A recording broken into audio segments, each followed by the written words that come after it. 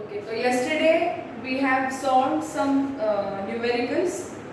So we are going to continue today with the same. तो यहाँ पे मैंने वो numericals का जो board है वो लगाया है for your reference. I'll share pic of this in group. But for my reference also यहाँ पे जो numericals है इसके series में हम वो numericals लेने वाले हैं. ठीक है?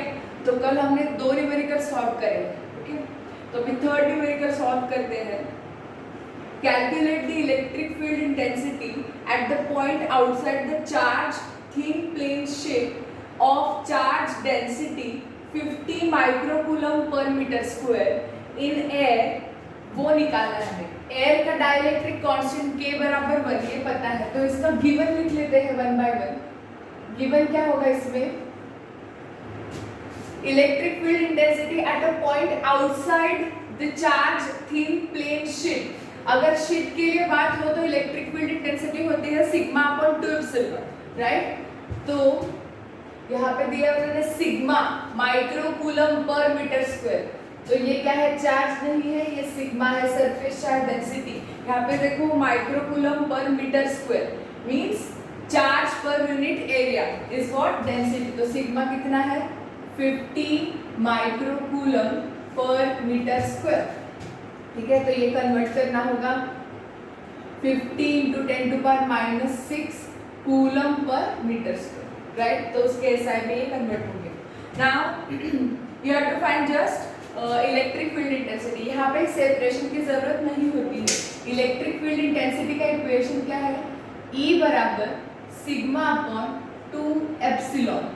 बट यहाँ पे एयर में हमें निकालना है, तो ये इक्वेशन बनेगा sigma upon 2 epsilon naught K. For air K का वैल्यू क्या है? K equal to 1. तो E इक्वल टू सिग्मा की वैल्यू सब्स्टिट्यूट कर देते हैं यहाँ पे जो एसआई में है. क्या है? 50 into 10 to power -6 upon 2 into epsilon naught. Epsilon naught है 8.85 into 10 to power -12. Okay, so E is equal to, ये 50 है तो ये 25 होगा. 25 divided by 8.85 into 10 to power -6 है, ये 10 टू पावर -12 है. -12 ऊपर जाएगा +12 होगा. -6 + 12 भी है 10 to power +6, right? And 25 by 8.85 ये लॉग से आप कैलकुलेशन कर सकते हो. इसका कैलकुलेशन है 2.82. ठीक है, please check it by log. 2.82 into 10 to power +6 newton पर coulomb. This is what? Electric field intensity for a plane sheet. वहाँ पे सेपरेशन की जरूरत नहीं है क्योंकि your equation requires only surface charge density. Okay, तो this is how this problem can be solve. हर जो एक गॉस थ्योरम का एप्लीकेशन है उस पर हम एक एग्जाम्पल सॉल्व कर रहे हैं. उसके बहुत सारे एग्जाम्पल्स आपको आपके नोट्स में मिल जाएंगे, तो वहाँ पे वो एग्जाम्पल्स आप सॉल्व कर लेना. अगर कोई दिक्कत हो तो पिंग. ठीक है, तो next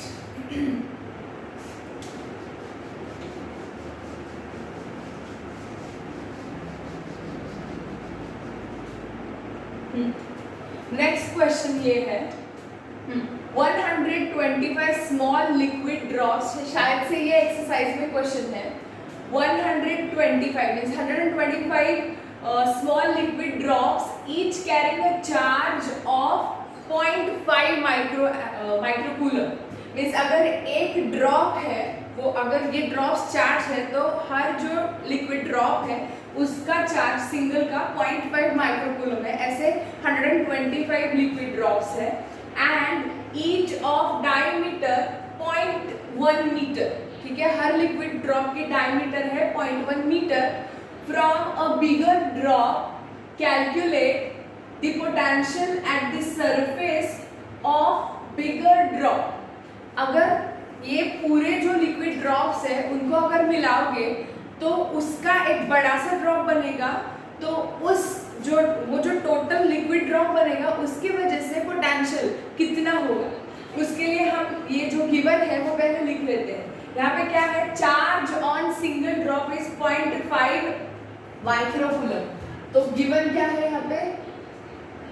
small charge Q I am taking for single drop is 0.5 microcoulomb.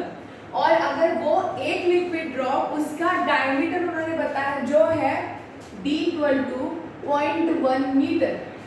Okay, but ऐसे कितने सारे चार्जेस वो दे रहे, कितने सारे लिक्विड ड्रॉप्स है? 125 लिक्विड ड्रॉप्स। कितने हैं? 125 लिक्विड ड्रॉप्स, जिनके लिए मुझे v की वैल्यू निकालनी। ओके, तो 125 लिक्विड ड्रॉप्स का अगर we can say is collection और मिक्सिंग हो रहा है तो एक बड़ा सा ड्रॉप बनेगा विथ ग्रेटर चार्ज। तो वो चार्ज कितना होगा? 125 इंटू क्यू, क्योंकि एक का 0.5 है, हर लिक्विड ड्रॉप पे 0.5 कूलम है, तो ये just simply addition of water. तो टोटल चार्ज Q कितना होगा? 125 of small q, right, equal to 125 into Q। Q कितना है? 0.5। Micro coulomb to coulomb convert करना होगा, so is 10 to power -6 coulomb. तो ये जो वैल्यू निकल के आएगी, this is the charge on 125 liquid drops, is nothing but a bigger drop. ठीक है, तो 125 इंटू 0.5 कितना है? ये 0.5 को आप ऐसे लिख सकते हो 10 टू पावर -1, ये बनेगा 10 टू पावर -7 एंड 5 5 जा 25, 2 5 2 जा 10 2 12 कैरी 1 5 1 जा 1 सॉरी 5 1 जा 5 एंड 1 6 6 25 इंटू 10 टू पावर -7। इसको रीअरेंज भी कर सकते हो just like 62.5 into 10 to power -6 microcoulomb will keep as it is, क्योंकि ये कूलम में आ रहा है। ठीक है, then we have to find out what V, potential की वैल्यू निकालनी है। उससे पहले पोटेंशियल का इक्वेशन मुझे पता होना चाहिए। अगर चार्ज Q है, उसका कुछ सेपरेशन होगा, मींस उसके सरफेस पे हमें निकालना है, तो सेपरेशन विल बी ऐसे कुछ बड़ा सा वो ड्रॉप बनेगा इसके सरफेस पे, मींस सेंटर टू वो जो बिगर ड्रॉप है, इसका सरफेस कहाँ तक आ रहा है, जो जिसकी उतनी रेडियस बनेगी। तो सेपरेशन कितना हो रहा है? r। तो ये जो radius of bigger drop will be my separation small r, जहाँ पे मुझे वो पोटेंशियल निकालना है। ठीक है, तो V का इक्वेशन बनता है यहाँ पे 1/4 pi epsilon not Q upon small r, right. Q तो हमने निकाल लिया 125 लिक्विड ड्रॉप्स के लिए, बट हमें निकालना क्या है अभी? R। एक लिक्विड ड्रॉप का डायमीटर उन्होंने बताया, ऐसे बहुत सारे लिक्विड ड्रॉप्स आप ऐड कर रहे हो। ठीक है, एक लिक्विड ड्रॉप का, ये जो छोटा सा लिक्विड ड्रॉप है, उसका डायमीटर उन्होंने दिया है small d is what, how much is 0.1। ठीक है, तो इसकी रेडियस कितनी होगी? r डैश करती हूँ, उसकी रेडियस r डैश कितनी है? 0.1/2 means 0.05। am I right? 0.05 metre is the radius of single liquid drop. ऐसे कितने लिक्विड ड्रॉप है? 125।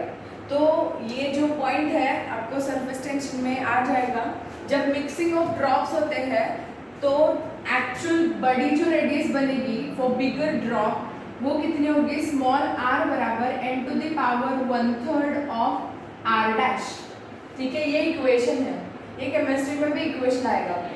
ठीक है, तो r equal to n to the power 1/3, n कितने हैं? n means number of liquid drops, कितने हैं? 125 रेज टू 1/3 r डैश क्या है? 0.05। ठीक है, तो your actual radius of bigger drop will be 125 raise to 1/3।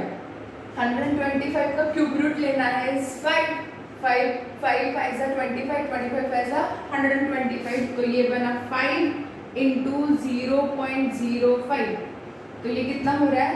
0.25 metre. This is the radius of bigger drop. समझ गए? Now you have to keep radius का वैल्यू हियर, बिकॉज रेडियस जितना separation होगा, जहाँ पे मुझे अगर ये पॉइंट P है सरफेस पे, तो वहाँ पे पोटेंशियल उन सारे ड्रॉप्स की वजह से, मीन्स उस बिगर ड्रॉप की वजह से कितना है, ये निकालना होगा। ठीक है, so that I am substituting further, ये V का कैलकुलेशन करना है। V इक्वल टू क्या है? 1/4 पाई एप्सिलॉन नॉट बन रहा है यहाँ पे 9 into 10 to power 9 into Q, total Q कितना है? 625 into 10 to power -7 divided by R। R क्या है? 0.25 metre. Okay, V equal to, ये अगर फर्दर कैलकुलेशन कर लेते हैं तो 25 इंटू 25 इज 625, राइट। तो अगर ये 25 को हम ऐसे लिखते हैं 25 इंटू 10 टू पावर -2, -2 ऊपर जाएगा +2, -7 +2, -7 +2 -5 +9 +4, तो यहाँ पे होगा 10 to power +4, 25 625 divide by 25 is 25, 9 into 25 equal to, and 25 into 9 कितना होगा 225, राइट, इंटू 10 टू पावर 4। तो रीअरेंज करते हैं एक डेसिमल में, v equal to 2.25 into 10 to power 6 volt. समझ गए? ये मेगा वोल्ट भी लिख सकते हो, 10 to power 6 is mega volt, तो 2.25 मेगा वोल्ट ऐसे भी आंसर हो सकता है। समझ गए कैसे सॉल्व करना है? You have to just remember this equation, जो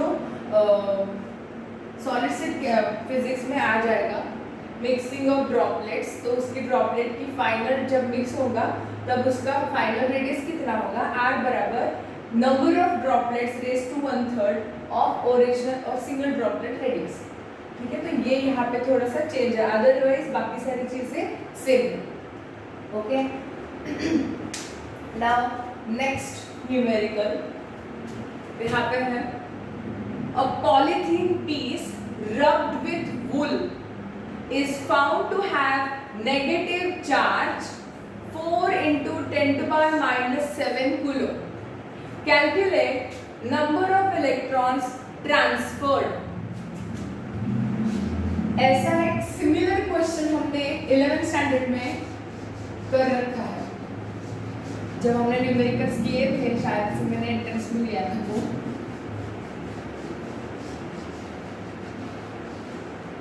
ठीक है, क्या करना है, polythene piece rubbed with wool is found to have negative charge. तो वो जो पॉलीथीन पीस है उस पे नेगेटिव चार्ज एक्यूमुलेट हो रहा है due to process of induction, charge by shifting, frictional electricity की वजह से वहां पे चार्ज जनरेट हो रहा है। वो कितना है 4 इंटू क्यू कितना है 4 into 10 to power -7 coulomb. Number of electrons transferred, electron की वजह से नेगेटिव चार्ज है, तो कितने इलेक्ट्रॉन उस पॉलीथीन पीस पे अगर शिफ्ट हो रहे हैं सो दैट वहां पे इतना चार्ज जनरेट हो रहा है। ठीक है, तो यहाँ पे हमें क्वांटाइजेशन Q बराबर n टाइम्स दी E, ये इक्वेशन यूज कर सकते हैं। n number of electrons are shifting, एक इलेक्ट्रॉन का चार्ज हमें काउंट करना होगा, इन दोनों का मल्टीप्लिकेशन जो होगा will be my total charge on to polythene piece. ठीक है, तो n हमें निकालना है, E क्या होता है, चार्ज ऑन सिंगल इलेक्ट्रॉन, वो स्टैंडर्ड है कितना है, is 1.6 into 10 to power -19 coulomb, right.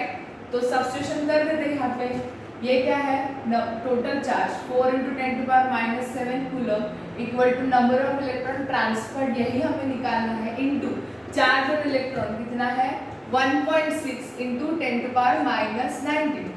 Okay, so number of electron n बराबर 4 into 10 to power -7 divided by 1.6 into 10 to power -19.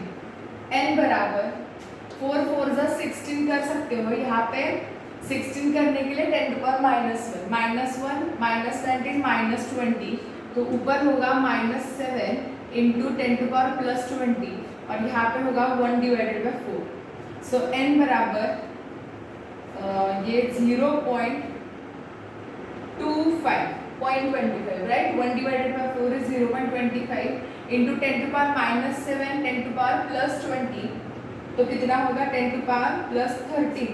Okay, तो रीअरेंज कर लेते हैं क्योंकि वी वांट नंबर, तो ये नंबर कितना होगा 25 इंटू 10 टू पावर 11। तो इतने नंबर ऑफ इलेक्ट्रॉन्स अगर उस पॉलीथीन पीस पे शिफ्ट हो रहे हैं या ट्रांसफर हो रहे हैं तो उस पर कितना चार्ज डेवलप होगा 4 इंटू 10 टू पावर -7 कूलम। ठीक है, तो charge by frictional electricity Q बराबर n टाइम्स दी E। समझ गए? ओके, नाउ नेक्स्ट सम,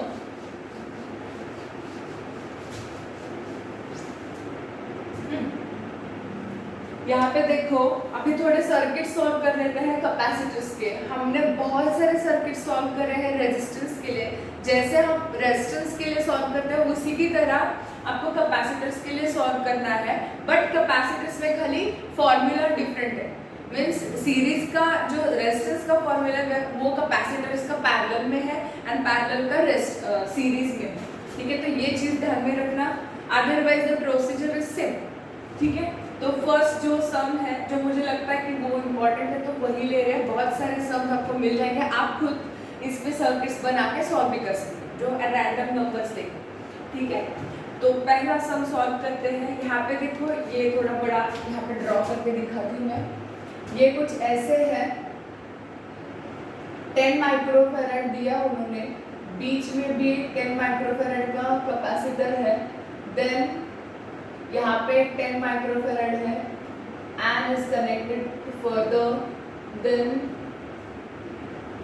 और नीचे भी 10 माइक्रोफैरड दिया है, यहाँ पे भी 10 माइक्रोफैरड का दिया है कैपेसिटर, ओके। तो ये बना A, ये बना B। All capacitors of the value 10 microfarad, तो हर जो C है उसकी वैल्यू है 10 माइक्रोफैरड, ठीक है। इसका पिक मैं शेयर कर दूंगी ग्रुप में, ठीक है। तो हमें निकालना क्या है, find equivalent capacitor between A and B, ठीक है। तो A एंड B के बीच में एक्चुअल कैपेसिटी कितनी होगी, इक्विवेलेंट कैपेसिटी। तो कौन सा कॉम्बिनेशन और कैसे यूज करना है, सीरीज कॉम्बिनेशन यूज करना है या पैरेलल कॉम्बिनेशन करना है। वहां पे देखो पोटेंशियल अगर अलग अलग जा रहा है तो वो सीरीज होगा एंड पोटेंशियल अगर सेम जा रहा है तो वो पैरेलल होगा। यही एक ही चीज है जो हम सर्किट रिजोल्यूशन में सोचते हैं, ठीक है। तो यहाँ पे देखो ये जो पॉइंट दिख रहा है आपको, एक कॉमन पॉइंट है, राइट। तो ये जो पॉइंट है, यहाँ से देखो ये जो पॉइंट है यहाँ पे जाके मिल रहा है A पॉइंट तक। तो ये जो दो कैपेसिटर्स है are connected to A and connected to B, right. And ये जो कैपेसिटर है ये यहाँ से A की तरफ कनेक्ट हो चुका है एंड यहाँ से भी ये B की तरफ कनेक्ट हो चुका है। तो ये दो कैपेसिटर्स A एंड B के बीच में। अभी मैं थोड़ा सा सर्किट को फिर से रीअरेंज करूँ so that we can try and solve, क्योंकि यहाँ पे मुझे समझ में नहीं आ रहा कि सीरीज है कि पैरेलल है। तो थोड़ा सा रीअरेंज कर लेते हैं सो दैट हमें समझ जाए कि वो पैरेलल में है या सीरीज में है, कि तो पहले तो ये दो कैपेसिटर A एंड B के बीच में है। तो अगर दो कैपेसिटर सेम पोटेंशियल के बीच में हो तो वो पैरेलल जाएंगे, क्योंकि potential is constant in parallel combination. ये तो डायरेक्टली दिख रहा है A एंड B के बीच में, ठीक है। तो ये बीच वाला भी A एंड B के बीच में कनेक्ट कर दो। वैसे ही ये टर्मिनल देखो, तो ये जो टर्मिनल है इसका एक एंड यहाँ पे जा रहा है, means is connected to A, nothing but A। तो दोनों ही A की तरफ जा रहे हैं और दोनों का कॉमन टर्मिनल B की तरफ जा रहा है। तो नीचे वाले दो भी क्या है, कैपेसिटर पैरेलली कनेक्ट है and all are connected together also. तो ये उनका कॉमन टर्मिनल, ये कनेक्शन उन सबका एक के साथ हो रहा है। along with this they are connected to two common terminal जो A and B है। this is your resolved circuit for this complex circuit, समझ गए। तो अभी हमें यहाँ पे easily समझ रहा है कि all capacitors are connected in parallel combination। तो पैरेलल के लिए Cp का हम इक्वेशन यूज करते हैं। Cp इक्वल टू कितने हैं, 5 कैपेसिटर्स है, C1 plus C2 plus C3 plus C4 plus C5 and it's very easy, 10 plus 10 plus 10 plus 10 plus 10, 50 microfarad is the effective capacity for this circuit। और जो A and B points है यहाँ पे capacity कितनी होगी, 50। समझ गए, इजी है ना। अभी ये सॉल्व करते हैं।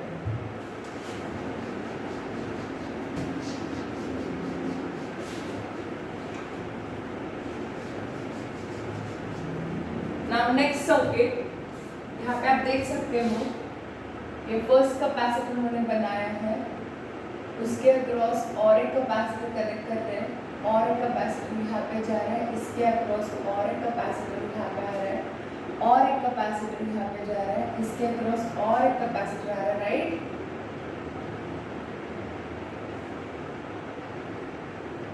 One two three four, 1 2 3 4, 1 2 3 4, and 1 2 3, one more capacitor I need to connect 4, right? So this is how your circuit. जब मैं ड्रॉ कर रही हूँ तो तभी आपको पता चल रहा है कि ये कैसे सॉल्व करना है, क्योंकि हमें रिजोल्यूशन करते ही हमें समझ में आएगा कि कैसे सॉल्व करना है। और हर कैपेसिटर की वैल्यू है 50 माइक्रोफैरड। सारे जो कैपेसिटर्स है उसकी वैल्यू सेम ही है, प्रोवाइडेड कुछ रैंडम यहाँ पे दो पॉइंट्स कॉमन पॉइंट्स दिए उन्होंने A एंड B, तो इन दोनों के बीच में कैपेसिटी, टोटल कैपेसिटी कितनी होगी। तो इसको कैसे सॉल्व करें, देखो यहाँ पे दो कैपेसिटर, यहाँ पे रिजोल्यूशन वैसे इजी है क्योंकि बहुत सारे कैपेसिटर्स हमें दिख रहे हैं, but small to larger circuit solve करते जाओ, ठीक है। तो यहाँ पे पहले इक्विवेलेंट निकालते हैं, ये जो होगा इस सर्किट में, फिर ये सर्किट सॉल्व कर लो, इसका जो इक्विवेलेंट होगा इस सर्किट में होगा, इसका जो पूरा इक्विवेलेंट होगा ये पूरे सर्किट में होगा। पूरे circuit is nothing but A and B point. So this is how you are going to resolve the circuit, okay?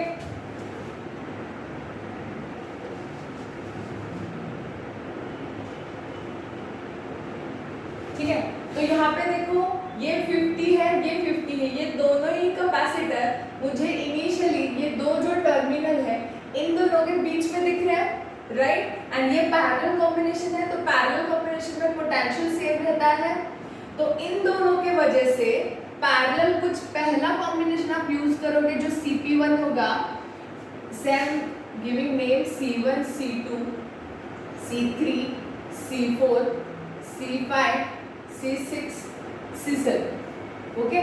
तो C1 प्लस C2 को आप ऐड कर रहे हो यहाँ पे क्योंकि पैरेलल में एडिशन है यहाँ पे, तो Cp1 जो first effective resistance sorry capacitance होगा वो 50 प्लस 50 100 माइक्रोफैरड होगा, समझ गए। ये 100 माइक्रोफैरड, अभी सर्किट मिनिमाइज कर लेते हैं, ये 100 माइक्रोफैरड यहाँ पे क्या होगा, finally is coming in between this, समझिए, एंड ये बनेगा Cp1, करेक्ट। अभी ये Cp1 और C3 दोनों मुझे सीरीज में दिख रहे हैं, तो इन दोनों का पहले सीरीज सॉल्व कर लो। पहला सीरीज CS1 हमें सॉल्व करना है। सीरीज के लिए इक्वेशन क्या है, 1/CS1 इक्वल टू 1 ये वाला Cp1 प्लस ये वाला C3, राइट।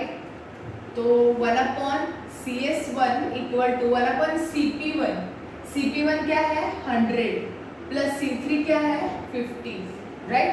ये 50 का है ना, 50 सारे कैपेसिटर्स 50 के हैं, ओके।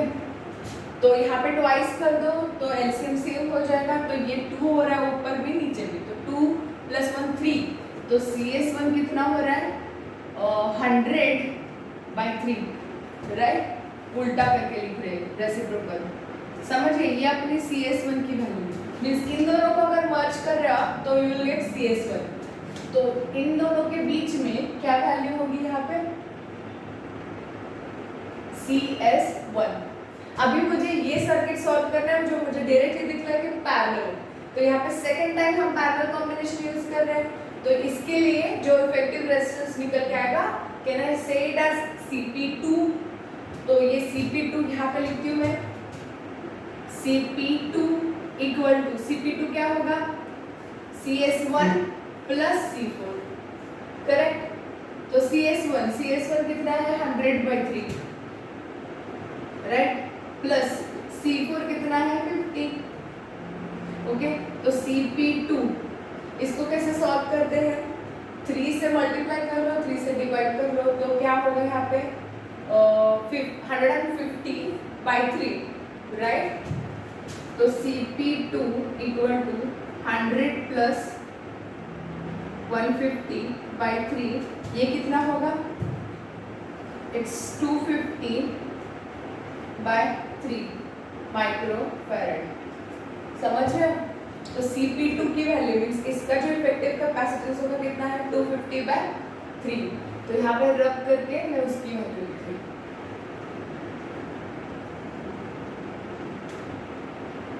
ये यहाँ आएगी, समझ रहे हो? ये कितना है Cp2, राइट। फिर से Cp2 और Cs क्या हो रहा है यहाँ पे सीरीज में जा रहे हैं। Cp2 कितना है 250/3 एंड ये 50 ऐड होंगे, ठीक है। तो इन दोनों का क्या है series combination. Series combination second time use करें तो ये बनेगा CS2 1/CS2 equal to 1/Cp2 plus 1/CS, right. तो 1/CS2 क्या है 250/3, सॉरी यही निकालना है। 1/CS2 equal to 1/Cp2, Cp2 क्या है 250/3, तो 3 ऊपर जाएगा नीचे बनेगा 250, राइट, प्लस 1/50। ओके, तो इन दोनों का एलसीएम हमें फिर से सेम करना है। यहाँ पे सॉल्व करती हूँ 1/CS2 इक्वल टू यहाँ पे 50 है, यहाँ पे 250 है। एलसीएम क्या होगा, अगर इसको हम 5 से मल्टीप्लाई कर ले तो यू विल गेट 250, राइट। तो 5 ऊपर 5 नीचे, तो ये बनेगा 8/250, करेक्ट। तो CS2 क्या होगा 250/8 माइक्रोफैराड, ये यहाँ पे। तो इन दोनों का C5 और Cp2 का हमें सीरीज कॉम्बिनेशन मिल रहा है, वो कितना है 250/8, जो यहाँ पे होगा, समझे। CS2, now CS2 and C6 again go in parallel combination। तो पैरेलल के लिए फिर से यहाँ पे हमें यूज करना है parallel combination Cp third type Cp3 क्या होगा CS2 कितना है अभी 250/8, तो CS2 प्लस C6 कितना है 250/8 प्लस C6 50, फिर से 8 से मल्टीप्लाई करना होगा। Cp3 इक्वल टू 400 होगा यहाँ पे, समझ रहे हो, 400 प्लस 250 650/8 माइक्रोफैराड, करेक्ट। ये बनेगा क्या Cp3, तो ये Cp3 यहाँ पे आएगा, ये Cp3 यहाँ पे होगा, and this goes parallel with C7, okay। and finally जो अपना इक्विवेलेंट होगा तो A and B के बीच में इन दोनों का सीरीज होगा। तो फाइनल सीरीज थर्ड टाइम हम यूज कर रहे हैं 1/CS3 equal to 1/Cp3 plus 1/C7, okay. Cp3 की वैल्यू 650/8, तो ये 8/650 होगा प्लस 1/50। 650 एंड 50 इन दोनों का एलसीएम कितना होगा 650 एंड 50,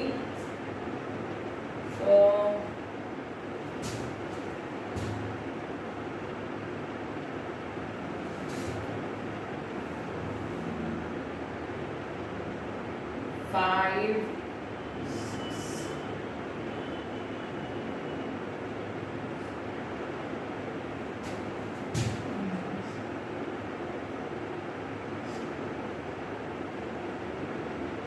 ओके कर देते हैं ऐसे 8 + 1 9 CS3, ठीक है। अभी ये उल्टा CS3/32500/9, ओके। ये माइक्रोफैराड में, इसका डेसिमल में वैल्यू आप निकाल सकते हो। CS3 इक्वल टू 9 3 = 27, 3 = 5 5 5 25 9 9 5 9 5 and 9 6 55 हो रहा है ना, 9 6 1 कैरी, 9 1 9 1 0.9 1, ये इज गोना रिपीट, ओके, तो 3611.1 माइक्रो फैरेड। प्रोसीजर समझ गए क्या है, कैसे सॉल्व करना है। तो यहाँ पे ऑल्टरनेट कर रहे थे हम। इनिशियली वी हैव यूज यहाँ पे पैरेलल कॉम्बिनेशन, उसका जो इफेक्टिव होगा goes with series with second, series का effective again coming parallel with the third, इन दोनों का parallel combination again going series with the next one, series again parallel series, and that will be the effective resistance between A and B, वो है 3611.1 micro farad. समझ गए कैसे solve करना है। ऐसे सेम क्वेश्चंस हमने रेजिस्टेंस के लिए सॉल्व करेंगे। ओके,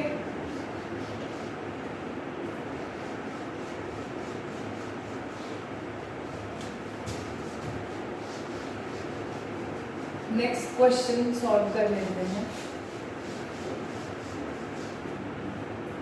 नेक्स्ट क्वेश्चन है यहाँ पे, ऐसे रेजिस्टेंस के लिए हमने सॉल्व किया है। ये सारे जो रेजिस्टेंसेस है कैसे है, सीरीज एंड पैरेलल कॉम्बिनेशन में है। तो मैं इसकी प्रोसीजर बता रही हूँ, आप इसको सॉल्व करके देखना, ठीक है। तो ये तीन रेजिस्टेंस क्या होंगे, these three will go in series combination। इन तीनों का जो सीरीज होगा will go in parallel with the next one।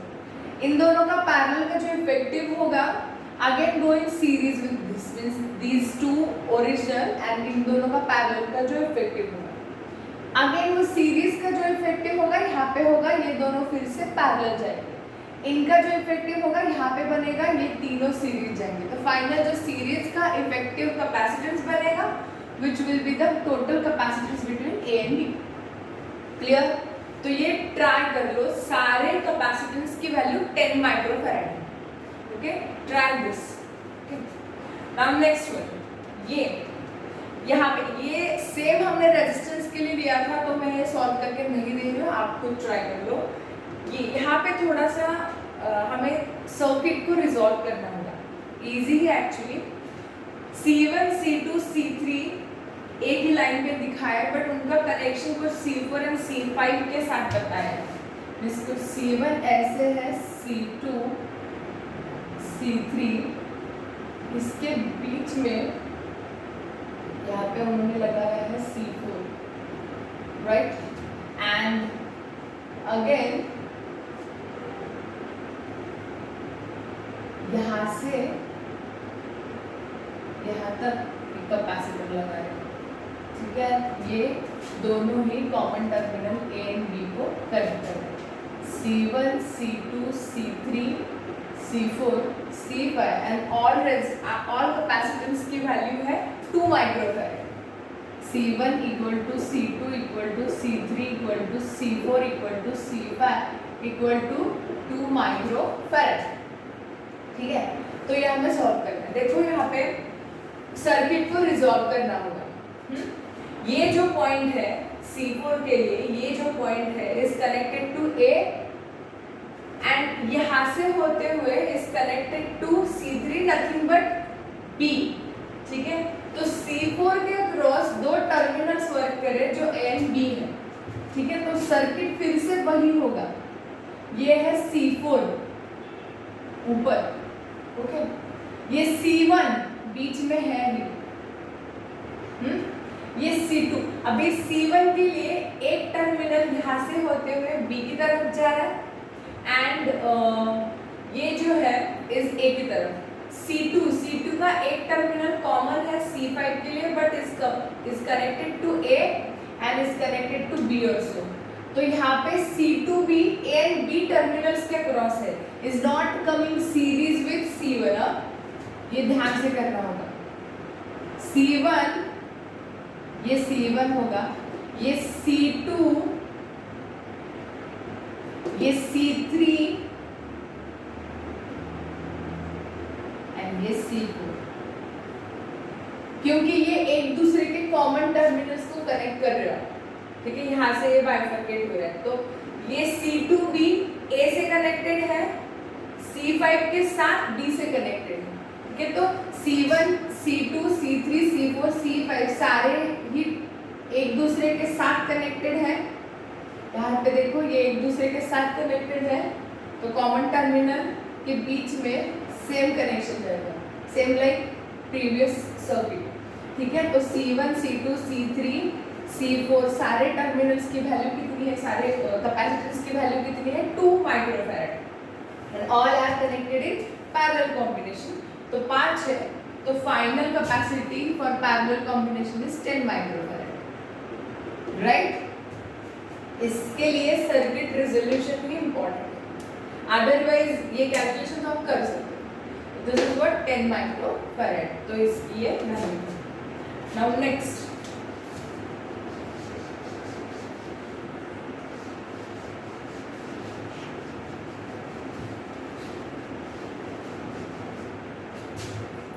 Okay, यहाँ पे उन्होंने एक सम दिया है, find value of x if network is balanced, the resultant capacitance between a and c is. अभी हमें निकालना क्या है, पहले तो x की वैल्यू निकालनी है। यहाँ पे मैं सर्किट ड्रॉ करके दिखा रही हूँ।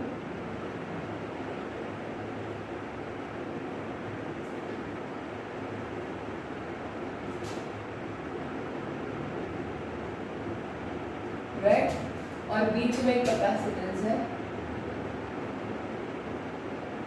And this is connected to 5 volt battery and each capacitance of the value 5 microfarad. यहाँ पे ये 10 का है एंड ये x जो उन्होंने बताया नहीं, ये बीच वाला भी 5 माइक्रोफैराड है, ठीक है। तो find value of x if network is balance, पहले ये सॉल्व करते हैं, दिस इज इम्पोर्टेंट, फर्दर आप निकाल सकते हैं, ठीक है। तो ये x की वैल्यू कितनी होगी, circuit is balance, current electricity में, और एक पॉइंट होगा जो व्हीटस्टोन्स मीटर ब्रिज करके आएगा। तो व्हीटस्टोन्स का कॉन्सेप्ट है, अगर ये यहाँ पे टर्मिनल्स का नाम है A एंड C, ठीक है, तो अगर ये A एंड C पॉइंट है तो इन दोनों के बीच में ऐसे कुछ अरेंजमेंट होनी चाहिए सो दैट इसके अक्रॉस कुछ पोटेंशियल ना बने, तब वो सर्किट बैलेंस सर्किट कहेगा। मींस B एंड D जो है that will B equipotential points, तभी ये सर्किट बैलेंस होगा। मींस इस साइड जितना है, इस ट्रायंगल में जितना वैल्यू है पोटेंशियल की, कैपेसिटेंस की, उतनी ही इस ट्रायंगल में होनी चाहिए। Means B and D should be equipotential. अगर वो इक्विपोटेंशियल हो रहे तो इस ट्रैक से कोई करंट नहीं जाएगा क्योंकि पोटेंशियल डिफरेंस जीरो बनेगा, and if it is zero it will be current will be zero, and जब वो जीरो होगा मींस वो बैलेंस होगा, इक्वी पोटेंशियल सेम है ना, तो वो कहलाएगा सर्किट बैलेंस सर्किट। तो उसके लिए उनकी जो वैल्यू है और रेजिस्टेंस का कॉम्बिनेशन है R1 by R2 equal to R3 by R4, ये ऐसे कॉम्बिनेशन होता है।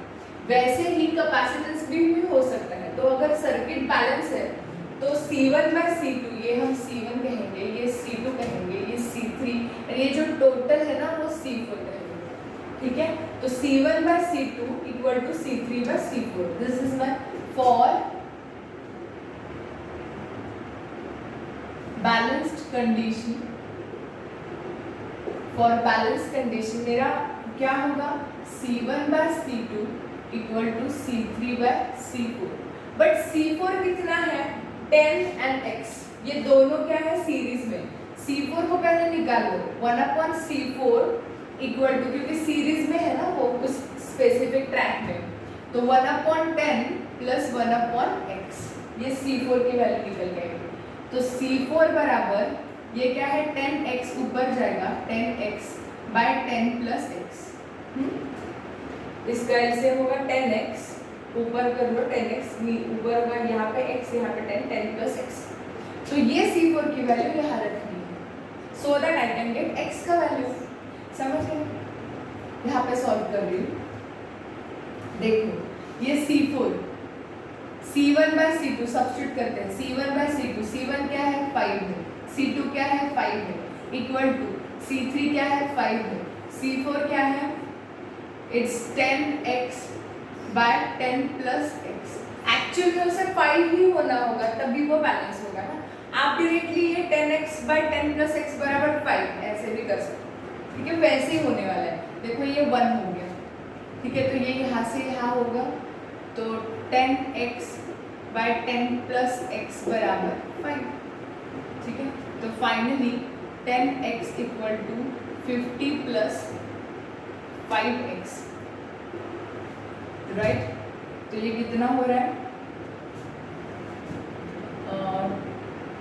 50 प्लस 5x, राइट। तो ये 5x होगा यहाँ पे, 5x equal to 50, x is equal to 10 microfarad. तो अगर आप x को 10 माइक्रो फैराड ले रहे हो तब भी वो 5 होगा, क्योंकि यहाँ पे 10 है। ये पूरी वैल्यू मुझे 5 करनी है, तो 1/10 प्लस 1/10, 2/10 दैट इज 5, 1/5 मीन्स 5। समझिए, लॉजिकली भी कर सकते हैं। x बराबर 10 माइक्रो फैराड। तो फॉर बैलेंस कंडीशन, अगर ये कंडीशन बैलेंस है तो x की वैल्यू 10 माइक्रो फैराड है, ठीक है। और उन्होंने क्वेश्चन एक पूछा आगे, the resultant capacitance between a and c। अगर x 10 माइक्रो फैराड है तो a एंड c में पूरा कैपेसिटेंस की वैल्यू कितनी जा रही है? तो a टू c जो सर्किट है उसको पहले ड्रॉ कर लेते हैं, ठीक है।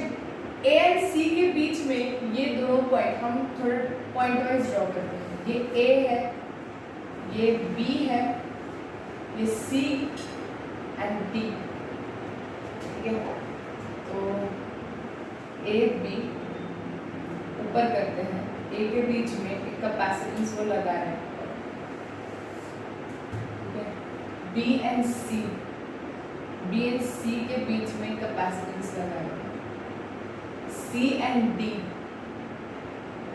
इसके बीच में भी कैपेसिटेंस है, यहाँ पे ले 0, इसके बीच में कितना है 10 एंड x, राइट। और D एंड A, ये D एंड A यहाँ पे ही है, तो इसके बीच में भी एक कैपेसिटेंस, समझ गए। एंड मोरओवर ये जो है B एंड D में है, ये B है, ये D है, एक यहाँ पे कैपेसिटेंस है,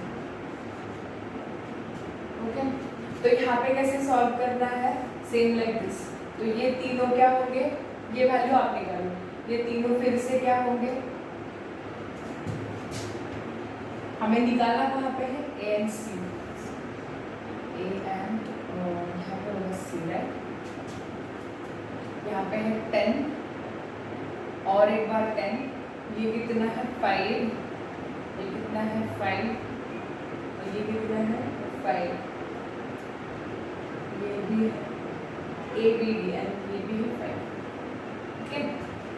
तो A एंड C के बीच में निकालना है, तो पहले हमें करना क्या? A एंड C के अक्रॉस है तो पहले हमें ये सॉल्व करना होगा, ठीक है। तो इन तीनों में सीरीज कॉम्बिनेशन कर लो, जो उसका वैल्यू होगा, ये इफेक्टिव कैपेसिटी यहाँ होगा, फिर से ये सारे जो रेजिस्टेंस अलोंग विद इफेक्टिव ये क्या होंगे? सीरीज में जाएंगे, जो फाइनल रिजल्ट होगा that will be the total capacitance between A and C। समझ गए? तो this is how it can be solve. ये आपको सॉल्व करने के लिए आ सकता है, बट दिस इज न्यू, तो ये फर्दर जो है आप सॉल्व कर लो। फॉर बैलेंस कंडीशन ये नया है, C1/C2 बराबर C3/C4, ओके। तो ये फर्दर जो इसका इफेक्टिव कैपेसिटी होगी A एंड C के, वो आप निकाल लो, ठीक है। तो और थोड़े सम्स यहाँ पे पेंडिंग है, और अलग थोड़े वर्क डन के पोटेंशियल एनर्जी के भी सम्स पेंडिंग है, तो हम वो नेक्स्ट लेक्चर में कंप्लीट कर लेंगे, ठीक है।